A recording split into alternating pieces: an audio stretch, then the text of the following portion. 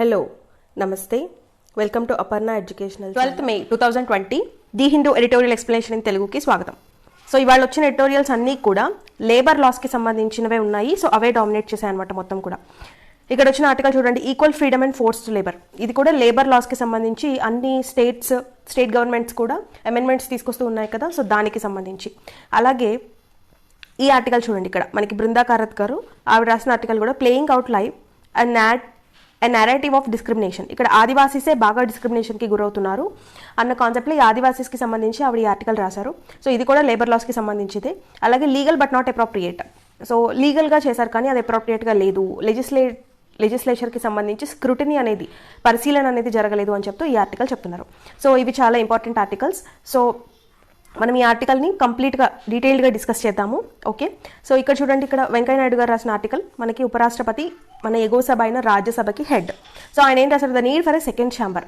ఇది very very important article, కానీ ఇది హోంవర్క్. ఎందుకంటే యూపీఎస్సీ పాయింట్ ఆఫ్ వ్యూలో కానీ లేదా అదర్ గ్రూప్ 1లో మనము డిస్క్రిప్టివ్ ఆర్ ఎస్సేస్ కానీ ఆర్ ఎనీ అదర్ పాలిటీలో క్వశ్చన్ అండ్ ఆన్సర్స్ రాసినప్పుడు అసలు ఎందుకు మనకి బైకామరల్ వ్యవస్థ ఉంది అంటే, రెండు సభలు, ఎగువ సభ దిగువ సభ ఎందుకు వచ్చింది, అలాగే మనకి ఫెడరలిజం అంటాం కదా, సమాఖ్య వ్యవస్థ అంటే రాష్ట్రాలకి వాటి యొక్క అధికారాన్ని కాపాడుకుని ఆ రాష్ట్రాల మీద కేంద్రం దాని యొక్క గుత్తాధిపత్యం చూపించకుండా కాపాడుకునే వ్యవస్థని సమాఖ్య వ్యవస్థ, ఫెడరలిజం అంటాం. సో ఆ ఫెడరలిజంని కాపాడేది ఎవరు?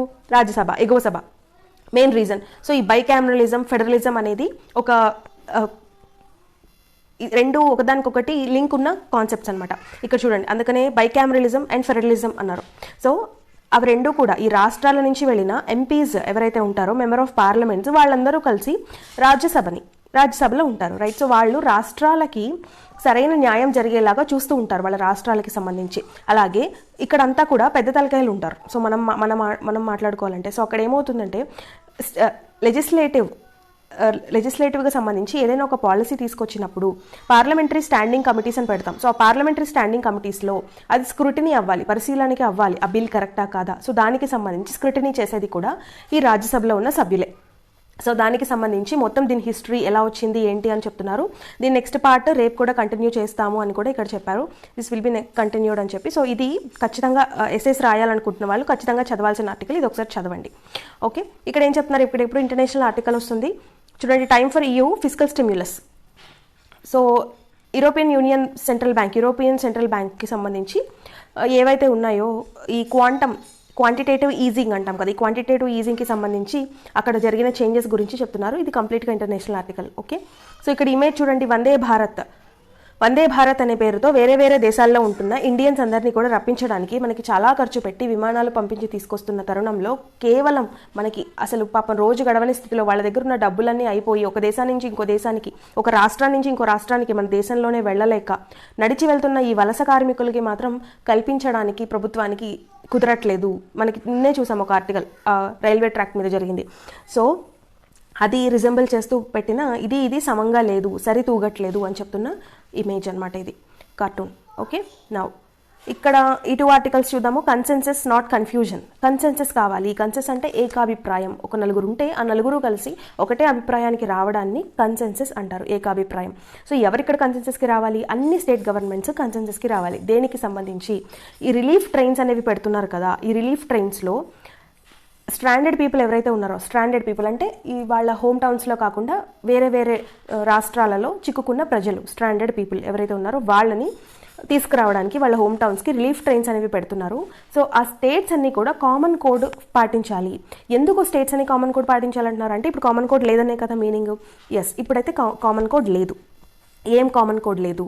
ఒకటి, వాళ్ళకి ఎలాంటి వాళ్ళ నియమాలు పాటించాలి కరోనా వైరస్కి సంబంధించి ఆ ట్రైన్లో, అవి ఒక్కొక్కటి ఒక్కొక్కలాగా పెట్టింది. కేరళ ఒకలా పెట్టింది, మిగిలినవన్నీ ఒకలా పెట్టాయి. ఇంకొకటి, అక్కడ దిగగానే కొంతమందికి హోమ్ క్వారంటైన్కి వెళ్ళిపోవాలి అని చెప్పి కేరళ గవర్నమెంట్ చెప్పింది. ఎందుకని? ఇప్పుడు వాళ్ళు వేరే స్టేట్ నుంచి వస్తున్నారు కదా మన స్టేట్కి, సో అందుకని వాళ్ళు హోమ్ క్వారంటైనే పాటించాలని కేరళ చెప్పింది. కానీ కొంతమంది లేదు, మీరు 14 day క్వారంటైన్కి వేరే చోటికి వెళ్ళాలి అని చెప్తున్నారు. సో అలా ఒక్కొక్క గవర్నమెంట్ ఒక్కొక్కలాగా వాళ్ళకి శానిటైజేషన్ గురించి కానీ దేని గురించి అయినా వాళ్ళకి క్లారిటీ లేదనమాట. చాలా కన్ఫ్యూజన్స్ అనేవి ఉంటున్నాయి ఈ మైగ్రెంట్ స్ట్రాండెడ్ పీపుల్ ఒక చోటు నుంచి ఇంకో చోటికి వెళ్ళడానికి. సో వాళ్ళు ఇలా కన్ఫ్యూజ్ అవ్వకుండా వాళ్ళకి ఒక కామన్ కోడ్ అనేది అన్నీ ఫాలో అవ్వాలన్నమాట. ఫర్ ఎగ్జాంపుల్ చూడండి, trains and buses are the most affordable ways for those stranded to return home. Kada, such travel can be facilitated with safety protocol in place.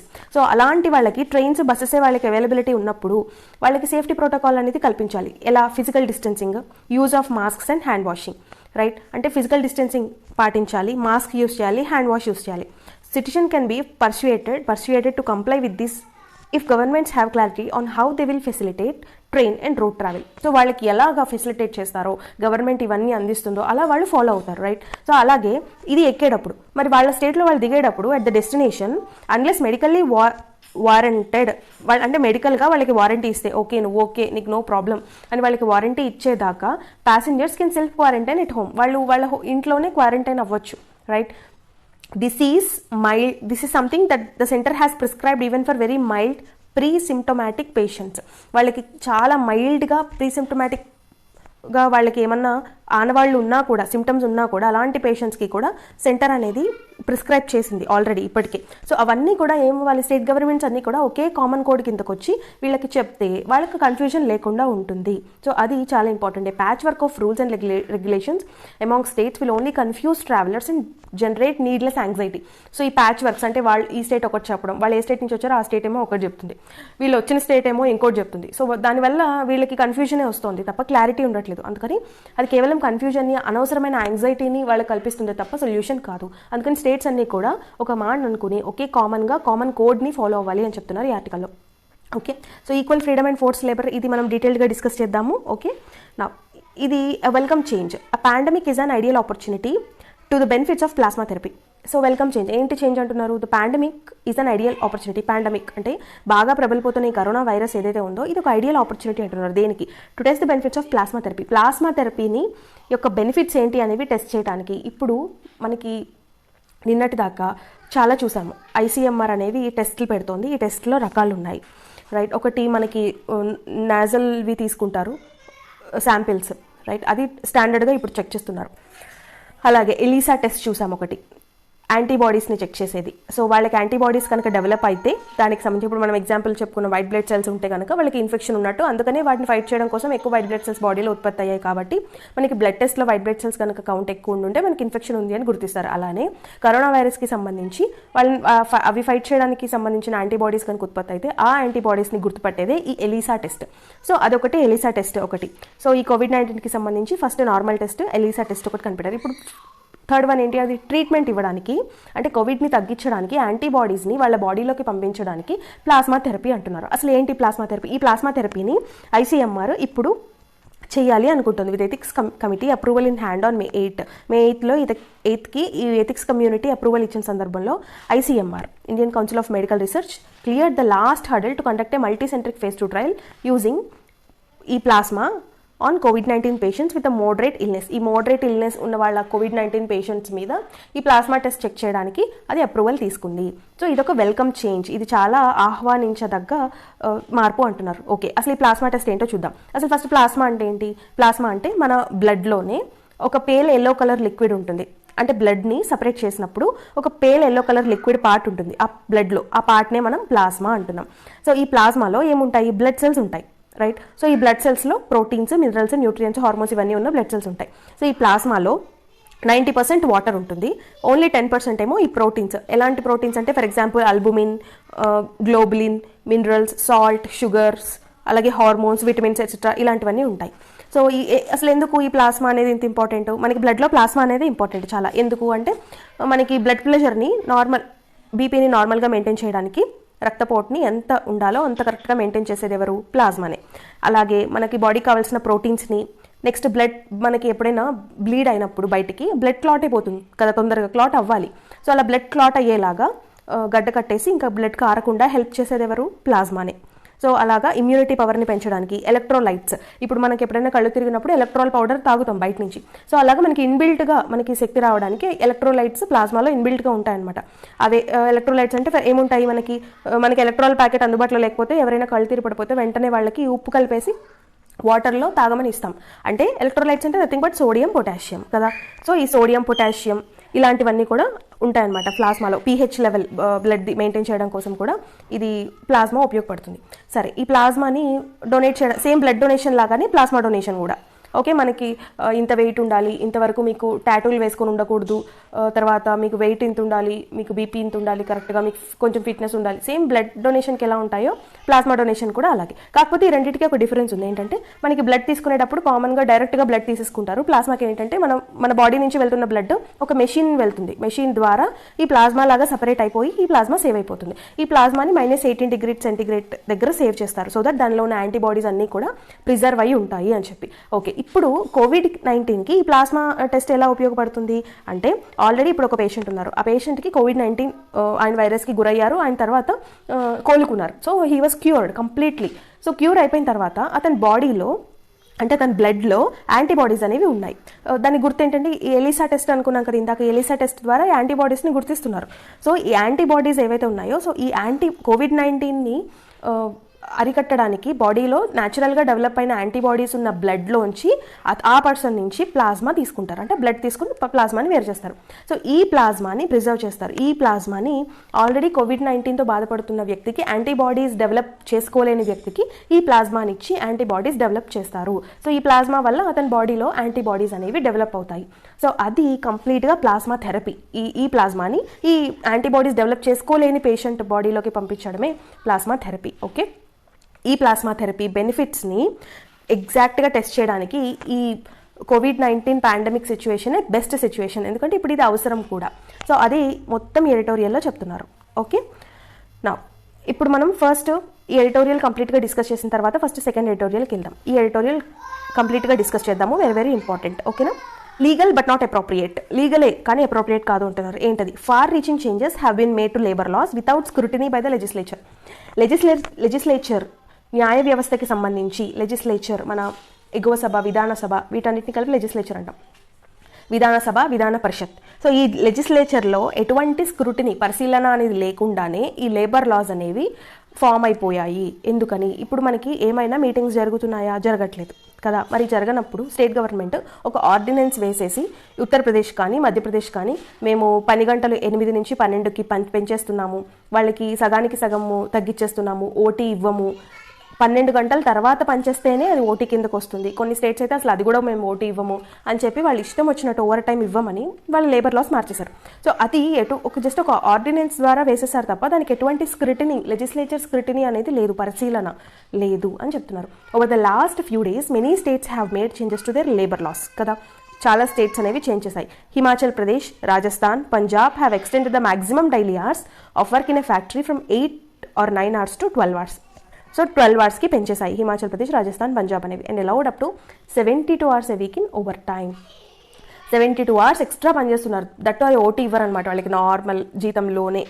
The provision of paying over time wages at twice the normal rate would apply for working beyond these limits. So మనకి నార్మల్గా OT అంటే ఏంటి?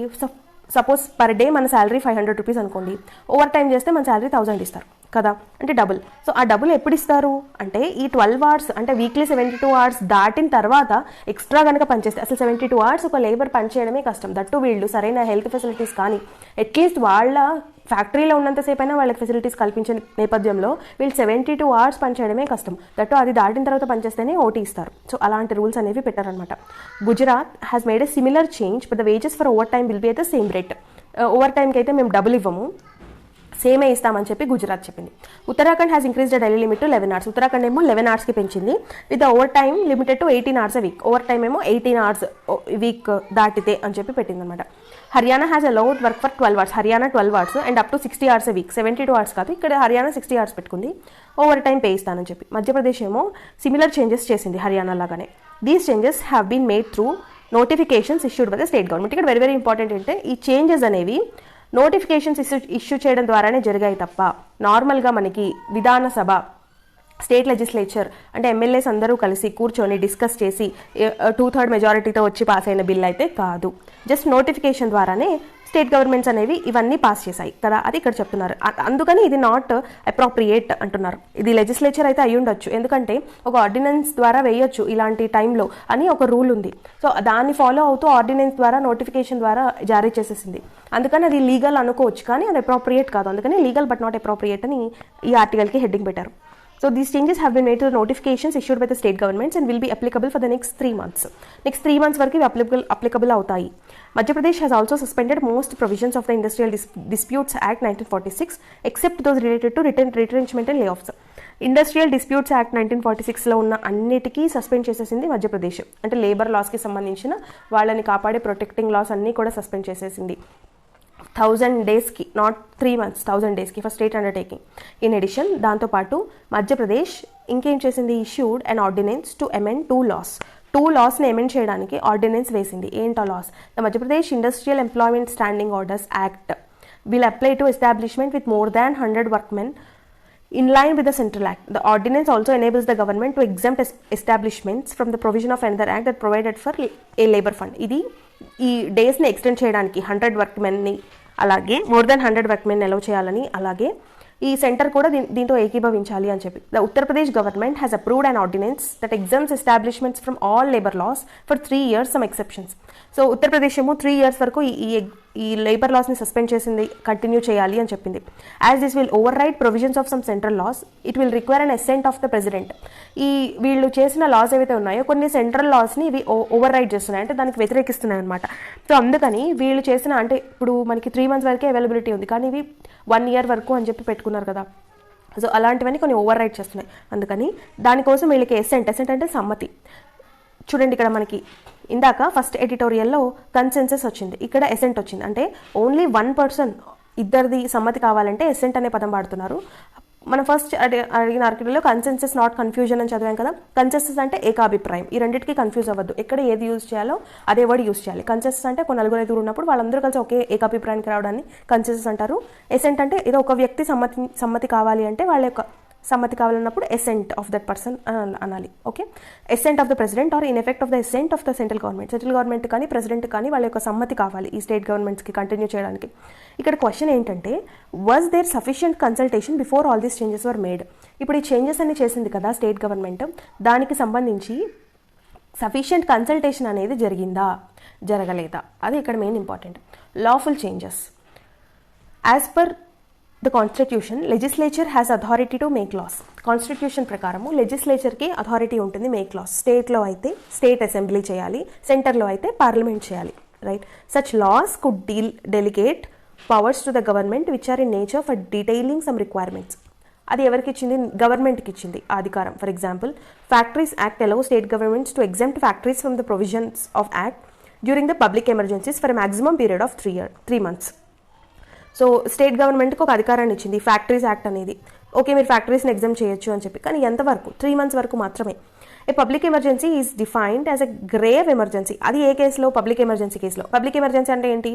Grave emergency రావాలి, where by security of India, any part of its threatened by war, external aggression or internal disturbance. Internal disturbance అంటే మన దేశంలోనే అంతర్గతంగా ఏదైనా డిస్టర్బెన్సెస్ ఉన్నా, ఎక్స్టర్నల్ అగ్రెషన్స్ ఉన్నా, లేదా బయట వార్ జరుగుతూ దానివల్ల భయం ఉంటే అలాంటి వాటిని public emergency or grave emergency కింద కన్సిడర్ చేసి ఇలాంటి లాస్ని ఎగ్జామ్ చేయొచ్చు అని చెప్పింది. కానీ వీళ్ళు అవన్నీ కూడా ఇప్పుడు యూజ్ చేసుకుంటున్నారు. Most states have use this provision presumably interpreting the current situation as internal disturbance. ఈ సిచ్యువేషన్ని COVID-19 పాండమిక్ని ఇంటర్నల్ డిస్టర్బెన్స్గా కన్సిడర్ చేసి దీన్ని యూజ్ చేసుకుంటున్నారు ఆ ప్రొవిజన్ని. Haryana has used provision that allows relaxation of workers to deal with an exceptional press of work. So చాలా workload ఉంది ఈ COVID-19 పాండమిక్లో, అందరం కూడా ఎకనామిక్గా వీక్ అయ్యాము అన్న ఉద్దేశంతో ఇలాంటి నిర్ణయాలు తీసుకుంటున్నాయి state governments. The constitution also permits central and state governments to make laws to the issuance of an ordinance when the legislature is not in session. కాన్స్టిట్యూషన్ ఇంకొక అవకాశం ఇచ్చింది, అంటే దానిలో ఇంకొక ప్రొవిజన్ ఉంది. ఏంటంటే లెజిస్లేచర్ అంటే ఇప్పుడు మన అసెంబ్లీ అనేది మీటింగ్స్ జరపని అలాంటి సెషన్లో లేకపోతే state governments are central government అనేది ఒక ఆర్డినెన్స్ ద్వారా లా పాస్ చేసేయచ్చు. అది బిల్ పాస్ అవ్వాలి, బిల్ ప్రవేశపెట్టాలి అని లేదు. సో అది కూడా వాడుకుని వీళ్ళు ఒక ఆర్డినెన్స్ వేస్తున్నారు. Such a law needs to be ratified by the legislature with in the 6 weeks of the beginning of the next session. So అప్పుడు ఏమవుతుంది, ఆర్డినెన్స్ ద్వారా వేసినప్పుడు సెషన్లో లేదు కాబట్టి ప్రజెంట్ ఒక ఆర్డినెన్స్ వేసి ఒక లాని చేసేయచ్చు. అయితే మీరు మళ్ళీ ఎప్పుడైతే సెషన్ స్టార్ట్ చేస్తారో, ఇప్పుడు మీకు నేషనల్ ఎమర్జెన్సీ, పబ్లిక్ ఎమర్జెన్సీ ఇదంతా అయిపోయిన తర్వాత మళ్ళీ సెషన్స్ అనేవి స్టార్ట్ చేసిన 6 weeks లోపు, అంటే 1.5 month లోపల మళ్ళీ మీరు ఈ లెజిస్లేచర్ని రాటిఫై చేయాలి. అంటే ఇప్పుడు మీరు బిల్ పెట్టి దాన్ని పాస్ చేయాలి. అప్పుడు మాత్రమే అది లా కంటిన్యూ అవుతుంది. సో ఇదే ప్రొసీజర్, ఈ ప్రొసీజర్ ఏదైతే ఉందో కాన్స్టిట్యూషన్ ప్రొవైడ్ చేసిన ప్రొసీజర్, అదే ప్రొసీజర్ని మధ్యప్రదేశ్, ఉత్తరప్రదేశ్ ఇవన్నీ యూస్ చేస్తున్నాయి అనమాట. The importance of consultation. అయితే ఇప్పటి వరకు కన్సల్టేషన్ అనే లేదు, జస్ట్ వీళ్ళు ఒక ఆర్డినెన్స్ వేశారు. ఈ ఎమ్మెల్యేస్ అందరూ అసెంబ్లీలో కూర్చొని డిస్కస్ చేసుకోవడం అయితే ఏం లేదు. వాళ్ళు changes made are lawful. We need to see whether it is appropriate to make it such far reaching provisions without scrutiny by the legislature. So ఇప్పుడు ఇదైతే లాఫుల్లే. ఎందుకనంటే ఇప్పుడు మనకి సెషన్లో లేదు కాబట్టి, లెజిస్లేచర్ సెషన్స్ జరగట్లేదు కాబట్టి, ఒక ఆర్డినెన్స్ వేసి లా పాస్ చేసే అధికారం స్టేట్ గవర్నమెంట్కి ఉంది కాబట్టి ఇది లాఫుల్లే. ఓకే, అయితే కానీ ఇది అప్రోప్రియేట్, ఇది కరెక్టేనా? ఎందుకని? ఎటువంటి స్క్రూటినీ జరగలేదు కదా లెజిస్లేచర్తో. Usually any change in an act follows rigorous process of public consultation, scrutiny by the committees of parliament. Parliament standing committees, మనం ఇందాక వెంకయ్యనాయుడు గారి ఆర్టికల్లో చెప్పుకున్నాం, పార్లమెంట్ స్టాండింగ్ కమిటీస్ అనేవి ఉంటాయి. మన ఎగువ సభ, రాజ్యసభ దానికి కూడా మెయిన్ అని చెప్పి. సో ఈ స్టాండింగ్ కమిటీస్ ఉంటాయి. పబ్లిక్ కన్సల్టేషన్ ఒకటి మెయిన్ రిగరస్ ప్రాసెస్ అనేది ఉంటుంది. Debates in the house before being approved, debates జరుగుతాయి చాలా. మనం ఆర్ఎస్టీవీ డిబేట్స్ చూస్తూ ఉంటాం కదా. Just very very important source of for UPSC aspirants or any group 1 group 2 aspirants. RSTV speeches కూడా చాలా చాలా ముఖ్యం అనమాట. బడ్జెట్ స్పీచెస్ కానీ, ఈ ఆర్ఎస్టీవీలో వచ్చే డిబేట్స్, రాజ్యసభ ఎస్పెషల్లీ డిబేట్స్ కానీ, రాజ్యసభ టీవీ. సో అది వెరీ వెరీ ఇంపార్టెంట్ అనమాట. సో ఇలాంటి డిబేట్స్ జరుగుతాయి. ఇవేం జరగకుండానే state government or central government ఒక లాని పాస్ చేసేస్తే అది లాఫుల్, లీగల్ అయ్యి ఉండొచ్చు, కానీ అది అప్రోప్రియేట్ అయితే కాదు. The changes described have gone through such a process, have not gone through such a process. So అలాగా పబ్లిక్ కన్సల్టేషన్ కానీ, పార్లమెంట్ కమిటీస్ నుంచి స్క్రూటినీ కానీ అలాంటి ప్రాసెస్ ఏం జరగలేదు. However most of these have 3 month time limit. So వీటన్నిటికీ కూడా 3 months validity ఉంది. Any extension would need to be approved by the legislature. So ఇప్పుడు మేము సంవత్సరం ఎక్స్టెండ్ చేస్తాము, సెంట్రల్ గవర్నమెంట్ దానికి ఒప్పుకోవాలి, ప్రెసిడెంట్ ఒప్పుకోవాలని చెప్పుకున్నాం కదా, వాటన్నిటికీ కూడా 3 months తర్వాత ఖచ్చితంగా ఈ అసెంబ్లీ కానీ పార్లమెంట్ కానీ సెషన్స్ జరగాలి, అది రాటిఫై అవ్వాలన్నమాట అక్కడ. అది rule. Interestingly, parliament is consolidating 29 existing laws into 4 courts dealing with wages. 29 existing laws ఉన్న వాటిని పార్లమెంట్ కన్సాలిడేట్ చేసి 4 courts కింద, అంటే వేజెస్కి సంబంధించి చేస్తుంది. Occupational safety and health, industrial relation, social security అని. The first of these has been enacted. The standing committee on labour has submitted the report on next 2 and is examining the last. So parliamentary standing committee అనేది examine చేస్తోంది. The code on occupational safety and health does not specify the maximum hours of work. ఇంకా maximum hours of work అనేది చెప్పలేదు occupational safety and health మీద. But empowers the government to do so. గవర్నమెంట్కి అధికారం ఇచ్చింది. The standing committee report ఏం చెప్తుందంటే, states that the government agreed to incorporate a provision of maximum 8 hours per day. Maximum 8 hours per day ప్రొవిజన్ని చేస్తూ with over time permitted for certain types of industry. కొన్ని types of ఇండస్ట్రీకి over time అనేది ఇవ్వాలి అని చెప్పింది. Several regulations have been formulated to tackle కోవిడ్-19ని దానికి ట్యాకిల్ చేయడానికి కొన్ని రెగ్యులేషన్స్ వచ్చాయి. There have been over 4,300 notifications. ఇప్పటి వరకు మనం డైలీ స్టేట్ గవర్నమెంట్ ఏం నోటిఫికేషన్ రిలీజ్ చేస్తుంది చూస్తూ ఉంటాం కదా, అలాగా ఇప్పటి వరకు సెంట్రల్ గవర్నమెంట్, స్టేట్ గవర్నమెంట్స్ అన్నీ కలిపి 4,300 నోటిఫికేషన్స్ రిలీజ్ చేశాయట కేవలం కోవిడ్-19 స్టార్ట్ అయిన దగ్గర నుంచి. గివెన్ ద ఎమర్జెన్సీ, అంటే బిగినింగ్ ఆఫ్ మార్చ్ నుంచి, the governments has take quick action and change response as the situation evolves. So వాళ్ళ యాక్షన్స్ని సిచ్యువేషన్స్ని బట్టి మార్చుకుంటున్నాయి. However that should not be a reason to exclude the process of consultation with and scrutiny by the elected representatives. ఈ representatives వీళ్ళందరి మధ్య చర్చ, వీళ్ళు పాస్ చేసే ఈ లాస్, వీటి మీద స్క్రూటినీ అనేది ఖచ్చితంగా జరగాలి. The legitimacy of state action in a parliamentary democracy comes from the fact that there is constant oversight and check by the elected representatives. So legitimacy అనేది ఎప్పుడు ఉంటుంది? అసలు ఇది మనది డెమోక్రసీ కదా, ఎలక్టెడ్ రిప్రజెంటేటివ్స్ యొక్క డిస్కషన్ లేకుండా ఏది జరగకూడదు. Parliament and state legislature should find ways to meet. Parliament అంటే మనం పార్లమెంట్ కానీ, స్టేట్ లెజిస్లేచర్ అసెంబ్లీ కానీ, వాళ్ళు కొన్ని దారులు వెతుక్కోవాలి మీట్ అవ్వడానికి. ఇలాంటి వాళ్ళు తీసుకునే మెజర్స్ని ఎగ్జామిన్ చేయడానికి, వాటి మీద డిస్కషన్ చేయడానికి, పార్లమెంటరీ కమిటీస్ స్క్రూటినీ జరగడానికి, వాటి మీద వాళ్ళు మీట్ అవ్వడానికి దే షుడ్ ఫైండ్ వేస్. అప్పుడు taken by central and state governments యొక్క లాస్ ఏవైతే ఉన్నాయో వాటి మీద. సో అప్పుడు వీళ్ళు తీసుకునే ఈ లాస్ ఏవైతే ఉన్నాయో అవి అప్రోప్రియేట్ అయ్యే అవకాశం ఉంటుంది. So legal but not appropriate కాకుండా లీగల్ అండ్ ఆల్సో అప్రోప్రియేట్ అయ్యే అవకాశం ఉంటుంది. ఇలాంటి దారుణమైన నిర్ణయాలు అయితే తీసుకోరు. లేబర్ లాస్ని బాగా అణగదొక్కేయకుండా ఉంటారు. Okay, now it's very very important article, equal freedom and forced labour. So ఇది చూసే ముందు మనం ఒకసారి కాన్స్టిట్యూషన్లో ప్రియాంబుల్, ఇక్కడ మూడింటి గురించి మాట్లాడారు. కాన్స్టిట్యూషన్లో ప్రియాంబుల్ గురించి మాట్లాడారు, ద ప్రియాంబుల్, అలాగే షెడ్యూల్ 7 గురించి మాట్లాడారు, అలాగే ఆర్టికల్ 23 గురించి మాట్లాడారు. సో మనం ఆ 3 ఒకసారి చూసిన తర్వాత ఈ ఆర్టికల్కి వద్దాం. Okay, coming to the preamble ఏముంది? The people of India, everybody మనందరికీ రావాల్సింది, నోటికి రావాల్సింది preamble, right? We the people of India having solemnly resolve to constitute India India sovereign socialist secular democratic republic and to secure to all its citizens, right? ఏమని? Justice ఉండాలి, social, economic, political. So ఇప్పుడు మనం చదవబోయే ఆర్టికల్లో దీని గురించి మాట్లాడారు. Justice ఇస్తాము అని చెప్పి రాజ్యాంగంలో మేము రాసుకున్నాము, అలాంటి రాజ్యాంగాన్ని మా దేశానికి మేము అంకితం ఇచ్చుకుంటున్నాము అని మనం ప్రియాంబుల్లో చదువుకుంటున్నాం. సో ఈ జస్టిస్ ఏం జస్టిస్? ఇది సోషల్, ఎకనామిక్ అండ్ పొలిటికల్. అంటే సామాజిక న్యాయం ఇస్తాము, ఆర్థిక న్యాయం, పొలిటికల్గా న్యాయం ఇస్తామని చెప్తున్నారు. కానీ ఎక్కడ పొలిటికల్ న్యాయం ఉంది? సో మీరు ఈ పొలిటికల్ పవర్ని మీరు లేబర్ లాస్ని మీకు ఇష్టం వచ్చినట్టు అమెండ్ చేయడానికి యూజ్ చేస్తున్నారు. So where is the political justice there? So అని ఈ ప్రియాంబుల్ ద్వారా ప్రశ్నిస్తున్నారు. ఎందుకంటే ఇది కాన్స్టిట్యూషనల్ కాదు అని చెప్తున్నారు, రైట్? నెక్స్ట్ ఇంకొకటి మనకి పార్ట్ 3లో ఆర్టికల్ 23లో ఏమని రాస్తుంది? Prohibition of traffic in human beings and forced labour. Human beings ట్రాఫిక్లో కానీ ఫోర్స్డ్ లేబర్లో కానీ ప్రొహిబిషన్ ఉండాలి కంపల్సరీగా. చూడండి, traffic in human beings and beggar and other similar forms of forced labour are prohibited and any contravention of this provision shall be an offence punishable in accordance with law. So ఇక్కడ క్లియర్గా రాసింది కదా article 23లో. Next అలానే స్కెడ్యూల్స్లోకి వెళ్దాం. 7th స్కెడ్యూల్లో మనకి union list, state list, concurrent list అని ఉంటాయి. యూనియన్ లిస్ట్ అంటే సెంట్రల్ గవర్నమెంట్ లిస్ట్ కిందకి ఏమేమి వస్తాయి? Defence, naval, military, deployment of army, ఇవన్నీ కూడా. స్టేట్స్లోకి ఏమొస్తాయి? Education, health, right? ఇవన్నీ కూడా స్టేట్ లిస్ట్లోకి వస్తాయి. అలాగే కంకరెంట్ లిస్ట్లోకి రెండింటి కంబైన్డ్గా స్టేట్ గవర్నమెంట్, సెంట్రల్ గవర్నమెంట్ రెండూ చూసుకోవాల్సిన వస్తాయి. సో మనకి కంకరెంట్ లిస్ట్లోకి వెళ్దాం. ఇది యూనియన్ లిస్ట్ అంటే సెంట్రల్ గవర్నమెంట్ లిస్ట్. సో మనం స్టేట్ లిస్ట్లోకి వెళ్దాం. కంకరెంట్ లిస్ట్లోకి వెళ్దాం, right? So this is concurrent list. Here you can see this is concurrent list. ఈ కంకరెంట్ లిస్ట్లో ఆల్మోస్ట్ ఒక 24th one. Yes, 24th one.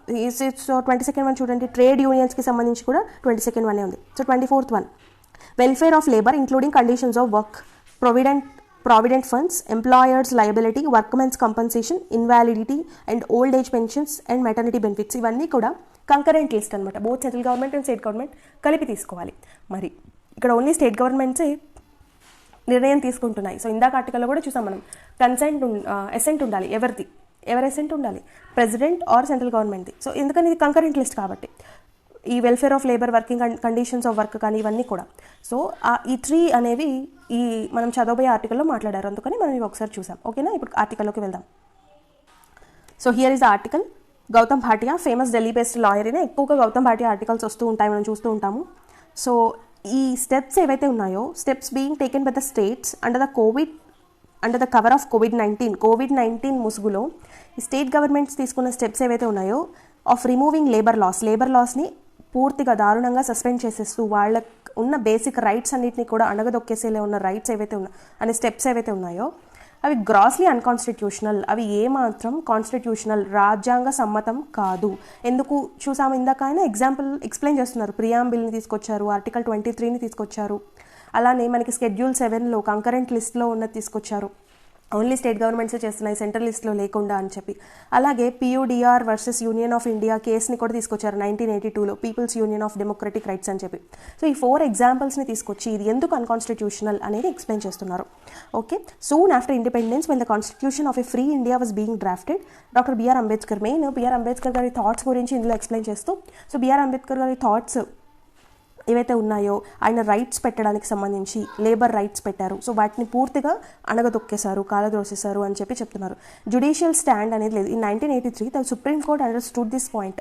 Supreme court అనేది అర్థం చేసుకుంది ఈ పాయింట్ని. ఏంటది? The court was called upon to address the exploitation of migrant and contract labour who has been put to work constructing the Asian games village అని చెప్పి ఒక పెద్ద ప్రాజెక్ట్ని కన్స్ట్రక్ట్ చేసే విషయంలో ఒక కేసు నడిచిందనమాట. అందులో ల్యాండ్ మార్క్ జడ్జిమెంట్ ఇచ్చింది. PUDR versus union of India 1982లో కేసు వేస్తే 1983లో తీర్పు వచ్చింది.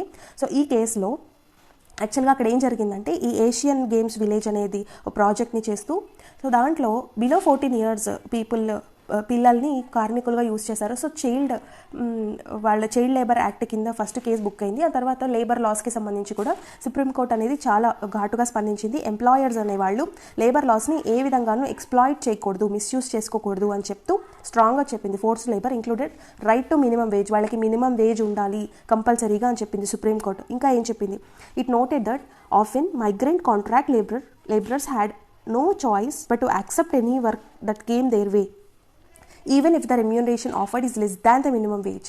సో వాళ్ళు వేరే దేశం నుంచి, వేరే రాష్ట్రం నుంచి ఈ రాష్ట్రానికి వచ్చినప్పుడు వాళ్ళకి కావాల్సిన పని దొరకకపోయినా, వాళ్ళకి ఏ పని దొరికితే అది చేయాల్సి వస్తుంది చచ్చినట్టు. వాళ్ళకి రెమ్యూనరేషన్ అనేది మినిమం వేజ్ కన్నా తక్కువ ఉన్నప్పటికీ, even if it is less than the minimum wage. So consequently the hold held that the compulsion of economic circumstance which leaves no choice of alternative to a person in want. So అతనికి అవసరంలో ఉన్నాడు, so అతను పని చేయాల్సి వస్తుంది. So అతని అవసరాన్ని ఈ ఎంప్లాయర్స్ ఎవరైతే ఉన్నారో వాళ్ళు ఎక్స్ప్లాయిట్ చేస్తున్నారు, మిస్యూజ్ చేస్తున్నారు. Compels him to provide labour service. అందుకని was no less a form of forced labour. అది కూడా ఫోర్స్డ్ లేబర్ కిందే వస్తుంది. మనం ఆర్టికల్ 23లో ఏం చదివాము, ఫోర్స్డ్ లేబర్ అనేది పనిషబుల్ ఆఫెన్స్ అని చదివాము కదా. సో ఇది ఫోర్స్డ్ లేబర్ కిందకే వస్తుంది అని చెప్పి PUDR versus union of India కేసులో సుప్రీంకోర్టు అనేది తీర్పిచ్చింది. People's union of democratic rights అనేది రిట్ పిటిషన్ వేసింది 1982లో. వీళ్ళు చైల్డ్ లేబర్ని యూజ్ చేస్తున్నారు, అలాగే లేబర్ మినిమం ఫోర్స్ లేబర్ అనే దాన్ని పెడుతున్నారని చెప్పి. సో దాని గురించి చాలా మంచి తీర్పిచ్చింది అనమాట సుప్రీంకోర్టు. సో దానికి సంబంధించి కూడా ఈ ఆర్టికల్లో చెప్తున్నారు. సో ఇండియాలో కూడా Indian labour law structure has been criticised on multiple counts. India labour law structure కూడా సరిగ్గా లేదు. సో లేబర్ బ్యూరోక్రసీ అనేది ఉండాలి అని చెప్పి, కానీ అది కరప్షన్లో ఉంది. ఎడ్యుడికేటరీ మెకానిజమ్స్ ఆర్ ఇన్ఎఫిషియంట్, అవి సరిగ్గా లేవు, న్యాయ వ్యవస్థలు సరిగ్గా లేవు అని చెప్పి. సో ఇలాంటి ఎన్నో క్రిటిసిజమ్స్ అనేవి ఇండియన్ లేబర్ లా సిస్టంలో ఉన్నాయి. So these problems certainly call for a debate on the future of labour rights. So labour రైట్స్కి ఉన్న ఫ్యూచర్ ఏంటి అని చెప్పి ఈ ప్రాబ్లమ్స్ అన్నిటినీ కూడా ఒక డిబేట్ చేయాల్సిన అవసరం ఉంది. Especially in a world where the rapidly changing nature of work is already rendering old concepts of jobs and employment obsolete. So courts around the world, for example, are struggling with how to classify platform workers as Uber drivers.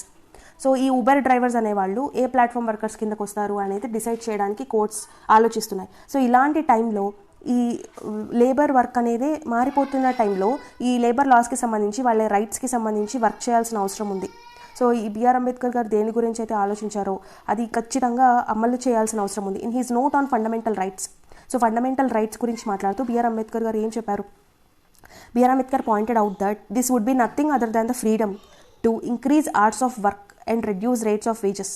So ఆ వర్క్ని పెంచడము, రేట్స్ని తగ్గించడమే అవుతుంది ironically. And increase in working hours and the removal of minimum wages were two proposals strongly under discussion.